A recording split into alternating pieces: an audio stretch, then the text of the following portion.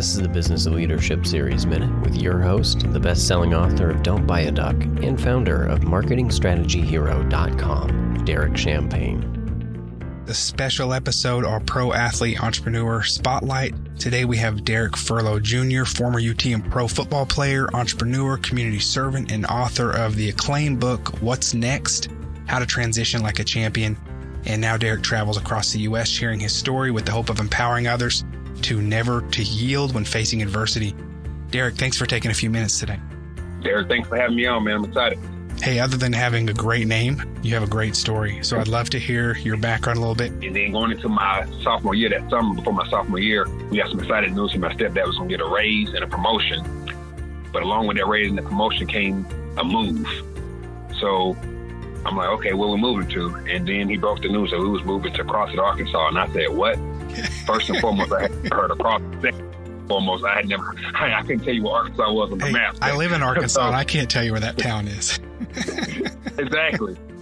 So now we got culture shock. We got a young kid in high school, mad, angry, upset already. Now it's even more like I want control of my life. Now we're moving to a place I never even heard of, and I can't control my life. I can't do nothing about it, and I have to go. I'm forced to go. So I tried to stay with my stepdad and my mom and my dad. I mean, my stepmom and my dad, but that didn't quite work out. And only lessons, my only things my stepmom would say to me was, "Hey, this may be your opportunity to reinvent yourself." So we get to Arkansas, man, and we in Crossett, Arkansas, it's in the southeast corner of the state. Now I can talk about it because I stayed there. So everybody that's from Arkansas, I still got love to you. I'm just talking about it. It helped me, but it hurt me at the same time. Yeah, I get it.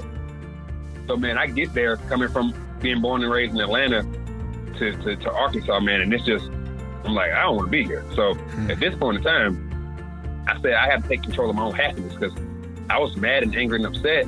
Want to be more, do more, have more, but I was depending on my mom to save me, or my stepdad to save me, or Batman and Robin, or Iron Man to come save me. And really, I had to take control of my own happiness. And that's when everything finally hit me that if you want to be more, do more, have more, change your situation, you're going to have to do something different. And that when the birds of the Get Out of Arkansas plan came together right there, Derek, because I wasn't sure how I was going to do it, but I realized rapping wasn't going to work because So definitely never called me back. And then selling drugs wasn't going to get me nowhere. So sports was going to be the vehicle. Right. Now I just had to figure out which sport.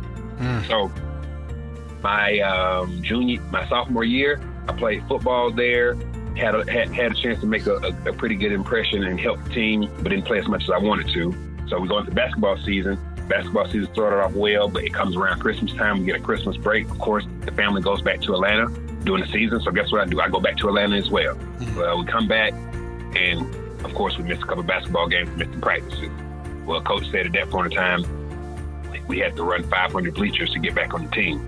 And that's when I realized I ain't like basketball that much. So that was my last time playing basketball. I love Appreciate that, coach. So at this point in time,